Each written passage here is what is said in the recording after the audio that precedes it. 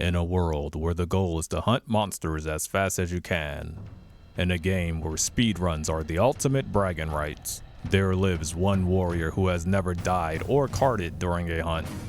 A hunter whose goal is to outlast his foes as he shrugs off damage to make even the most tempered of monsters seem low rank.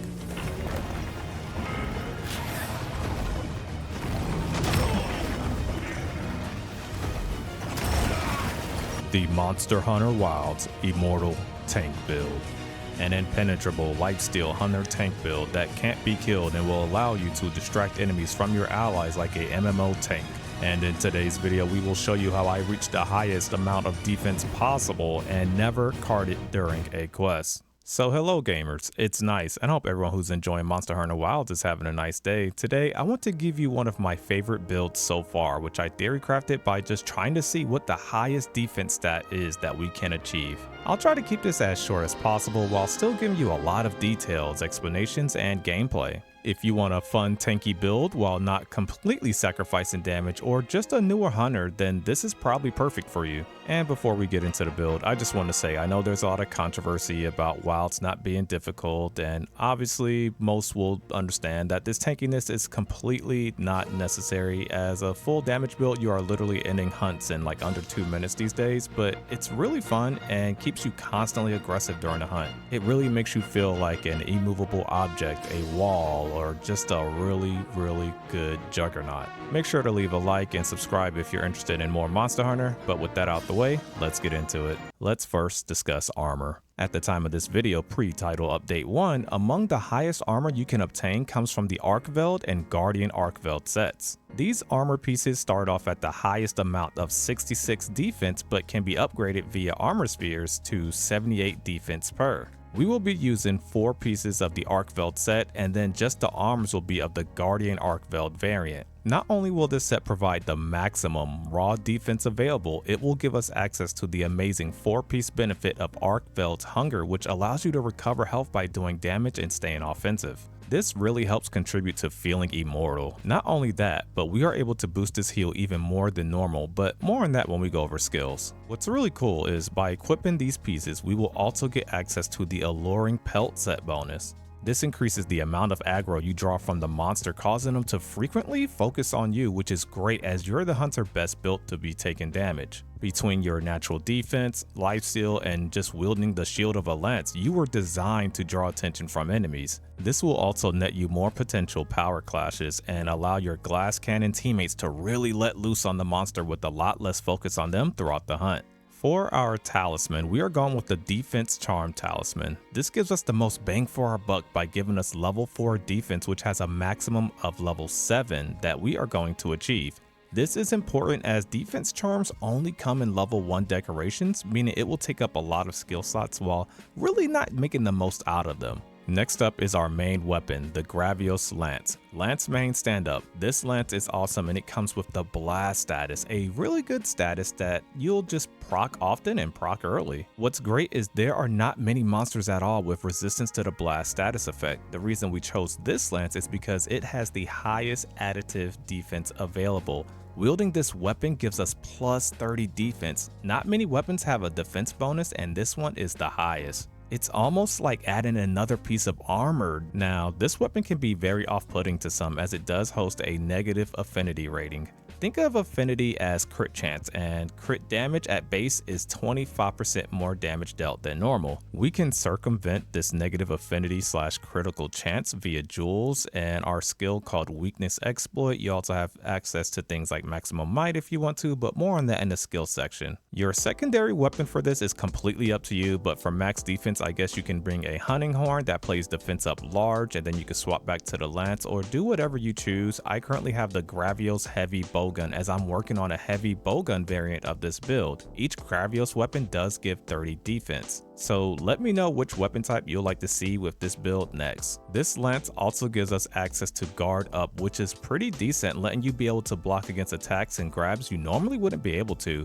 You get access to a 3 slot, a 2 slot, and 1 slot for your weapon gems, and this build is very flexible in terms of what weapon gems that you want to use. I personally, after testing, don't feel the need for the guard skill on the lance, though it's pretty good to be fair. I've tried max attack, more sharpness, being that the weapon wears down on its sharpness really quick. I've tried blast build-up, offensive guard, and more. Ultimately, what I typically do is just level 4 critical eye and level 2 attack for now to lean into the high raw damage and not have to worry about negative affinity ever. Getting the positive affinity isn't too necessary because you're constantly hitting weak points, but it helps with consistency. I know the endgame Ardia weapons are incredibly powerful, but none of them give us this defense bonus, and come on, it's for the memes, and no one wants to use those ugly Artia weapons, am I right? Next, we have skills. This is a very solo hunt friendly setup right here. I'll show you different variations shortly. Our priority is obviously getting defense level 7, so luckily we got 4 levels of defense from our talisman alone. Defense level 7 is insane and it gives us 35 more defense, 10% additional defense, and we get +5 to all elemental resistances. Next is Divine Blessing, which is perhaps the most underrated defense we have. It may be RNG based, but it is simply amazing. You get a chance on any hit to have that damage reduced by 50%. And this 50% factors in our insanely high defense. This can make attacks that would normally one-shot some people barely tickle you. We then have Recovery Up, courtesy of decorations. This moderately increases our healing received. Now, yes, this works with potions, your allies healing you, and Palico heals, but the most important tech is that this actually boosts the self-heal we get while dealing damage whilst wearing the Arcfelt set. This allows us to never really have to use potions and just stay offensive, especially if you have a Palico on the hunt.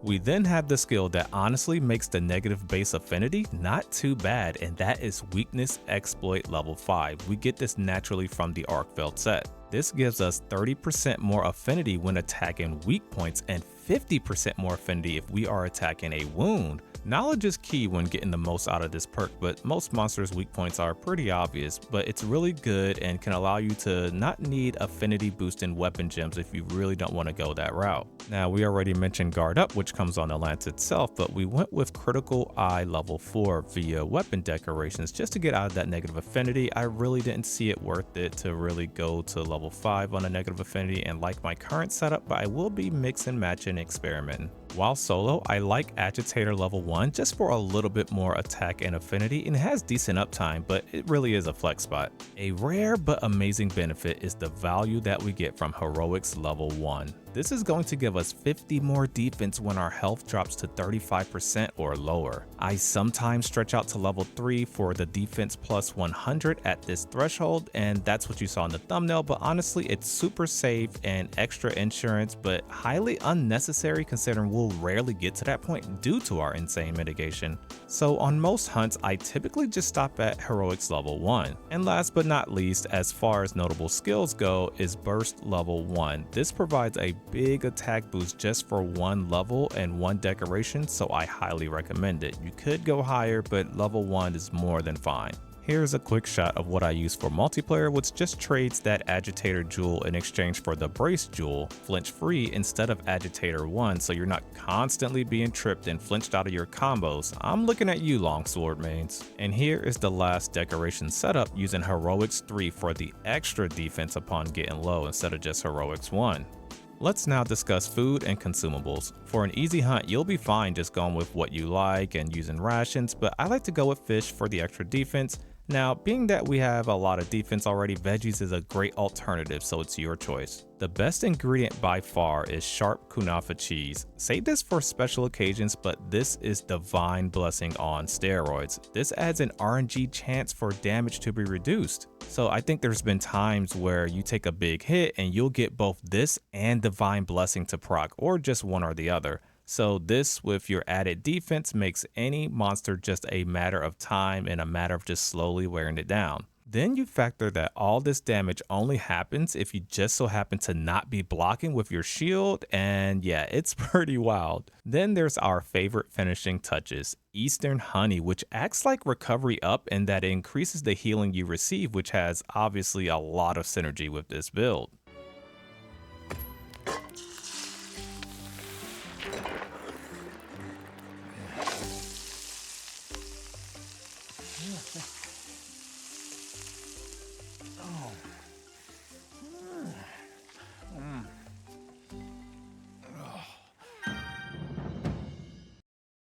Now let's get into our defensive stats. At rest with no armor skin, no hard shell powder, or literally anything at all, we are at 498 defense. With our armor skin, which is something that lasts a long time and you should typically just always have, we are at 539 defense.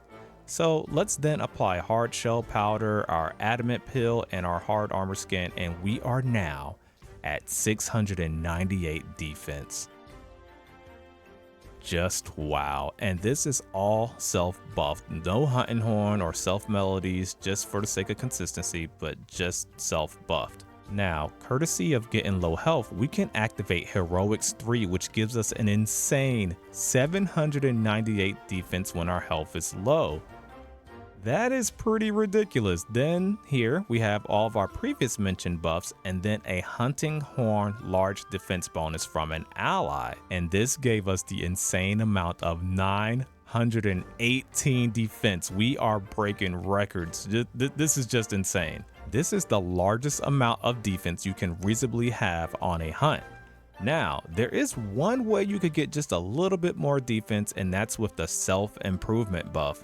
We can get this via just one decoration, and this buff requires you to have been in a hunt for 30 minutes to get its full value and maximum defense power. So honestly, it's not really too practical as I don't see most hunts, even solo, lasting that long. But I just wanted to see the highest defense possible.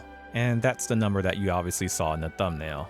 There may be some other very niche ways to get even higher, but I want to keep the build somewhat optimal, and there's other things out there that can help mitigation, such as elemental absorption and fortifying pelt buff, which would require fainting twice, but I think what we have here works best as far as, getting frequent value, while also being able to actually help your team effectively and not get carried, still be able to do big damage. And well, that's the build. I hope you all enjoyed. Let me know if you want to see more gameplay of this build, or maybe the same build but with a different weapon type. If you made it this far, please press the like button as it helps others to find it, and it lets me know that you want to see more Monster Hunter Wilds content. Subscribe if you haven't already, and thank you to all of our supporters via Twitch, YouTube memberships, and Patreon. I really appreciate it. I kind of slowed down on my Monster Hunter content more than I would, but I had to upgrade my PC because the background footage I just personally wasn't satisfied with. So anyways, thank you all so much for watching.